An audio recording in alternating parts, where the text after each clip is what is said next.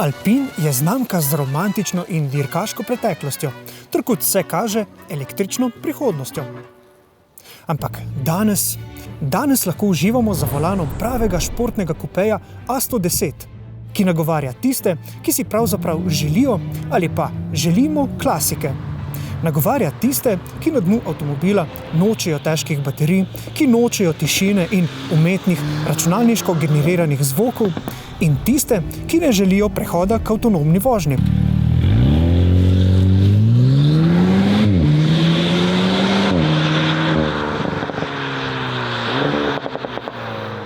Ko avtomobilski proizvajalec imenu svojega športnika doda še črko R, to običajno pomeni dirkaško nadgradnjo.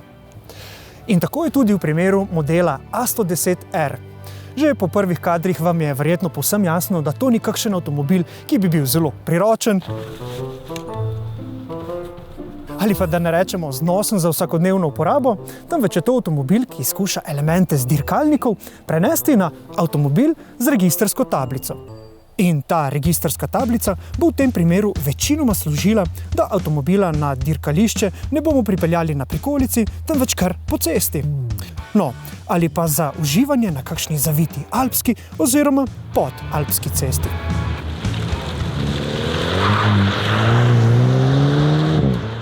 Ravno to je namreč filozofija znamke Alpin. Izredno všeč nam je, da so se francoski inženirji lotili te reinkarnacije, ki se zgleduje po originalnem A110 iz 60 let preteklega stoletja. In z njo so ostali zvesti izročilu, saj je tudi Jean Redel, ustanovitelj znamke, s svojimi avtomobili najraje užival prav na zavitih cestah svojega najljubšega dirkaškega igrišča Alp. Seveda, na zavitih cestah se da uživati pravzaprav z vsako različico modela A110. In zato je potrebno razumeti, kaj v resnici prinašajo večinoma karbonske nadgradnje različice R. Snovalci tega avtomobila so imeli dva glavna cilja. Prvi je bil, da še dodatno zmanjšajo njegovo težo, drugi pa, da izboljšajo aerodinamiko. No in prav tema dvema ciljema so namenjeni ti številni dodatki iz ogljikovih vlaken, ki jih ta športnik prav nesramežljivo pokaže, ne glede s katerega kota ga gledamo. Najprej je tu pokrov prednjega prtljažnika, ki je že takole po občutku, ko ga odpremo, resnično izjemno lahek. No, glavna vloga njegove posebne oblike pa je spremeniti pretok zraka, da ga tukaj spodaj usmeri stran od prednjega stekla. Za dodaten potisk avta k tlom pa skrbita tudi posebna stranska pragova in pa predvsem zadnji spoiler. Vsi ti deli spremenijo pretok zraka okoli avtomobila tako, da se za 140 kg poveča potisna sila, ki avto potiska k tlom. Ta sila je večinoma usmerjena na zadnji del vozila, kar pri avtomobilu s pogonom na zadnji kolesni par in sredinsko nameščenim motorjem pripomore k boljši uravnoteženosti, večji predvidljivosti in večji stabilnosti v dolgih, hitrih zavojih. Inženirji torej niso želeli uravnoteženosti vozila v razmerju 50-50, pač pa je glavnina dogajanja nekako bolj pomaknjena proti zadku avtomobila. Tudi zadnji pnevmatiki sta namreč širši od prednjih, kar omogoča manj podkrmarjenja in nekako bolj kontrolirano prekrmarjenje ob močnih pospeševanjih iz zavojev. Za nameček pa ogljikova vlakna tvorijo tudi ta dragocena platišča. Tudi platišča namreč sploh ob rotaciji predstavljajo nezanemarljiv del mase avtomobila, ki vpliva tudi na pospeševanja. No in tudi po zaslugi 12 kg lažjih platišč lahko ta avtomobil do stotice pospeši vsega 3,9 sekunde.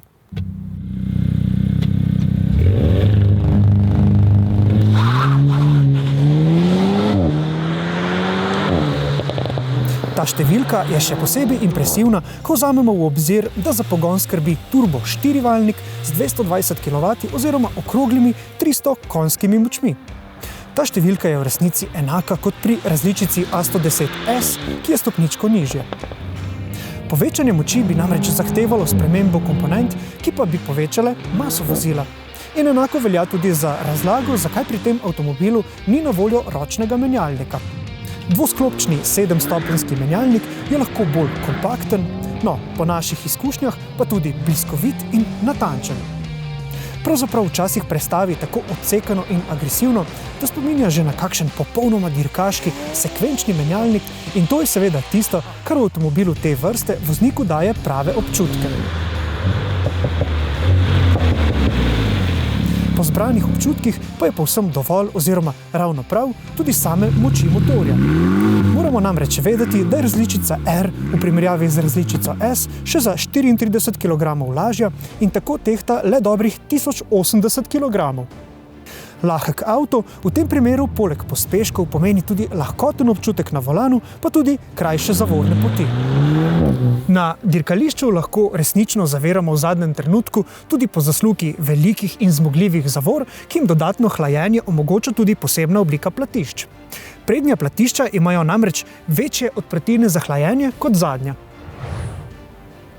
Ko se užitkarsko zapeljemo na kakšno izmed slovenskih cest, smo običajno navajeni, da asfaltna podlaga ni ravno brezhibna. In zdi se, da so prav takšno podlago imeli v mislih snovalci tega avtomobila.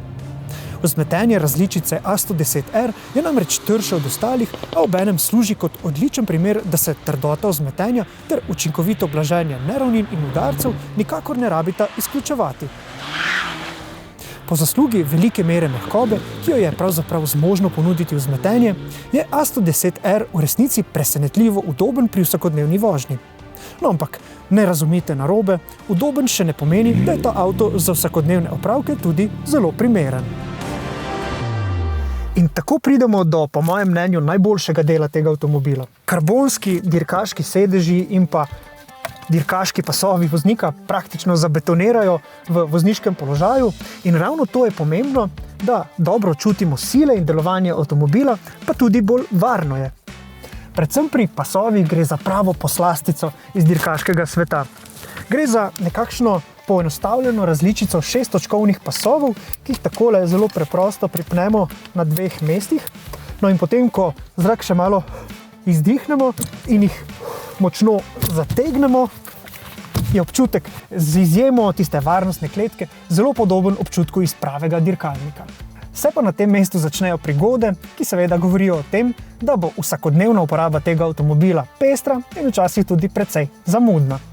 Ko se takole po dirkaško pripnemo, namreč odprtih vrat ne moremo več doseči. In tako moramo ob svoji pozabljivosti celoten postopek preprosto ponoviti. In ko smo takole čvrsto pripeti, pravzaprav nič ne vidimo v mrtve kote. In to zahteva pri vključevanju stranske na kakšno glavno cesto izjemno veliko pozornosti, pa tudi iznajdljivosti voznika. Tukaj zadaj za voznikom namreč ni stekla in tudi če bi imeli vzvratno ogledalo, zaradi karbonskega pokrova motornega prostora ne bi imelo prav nobene funkcije. Ampak vsi ti podatki pri tem izjemno nišnem avtomobilu v resnici niti ne igrajo posebne vloge. Tako kot verjetno to velja tudi za podatek, da se lahko pri umirjeni vožnji s tem avtomobilom vozite s povsem znosno porabo okoli 7,5 litrov na 100 prevoženih kilometrov. To je avto s posterjev, eksotičen avto, ki svojo ceno že krepko presega 100 tisočakov. No in lahko vam povem glede na izkušnje, da ta avto, recimo pri vožnji v mestu, mimoidoči zelo očitno občudujejo, ga fotografirajo. Enkrat pa so me zelo nasmejali tudi vzkliki osnovnošolcev, navdušeni vzkliki, ki so ta avtomobil tako po slovensko poimenovali Alpina. No, še bolj pomembno pa bo, v to smo po preizkušenem povsem prepričani, navdušenje ljubiteljev dirkaške vožnje, ki bodo na ta avto nadeli še kakšne zelo lepljive pnevmatike in se podali na kakšno izmed Sloveniji žal le bližnjih dirkališč. Našo izkušnjo so tokrat začinili še decembrski vozniški pogoji, ampak verjemite, tudi na zimskih pnevmatikah se da s tem avtomobilom še kako uživati.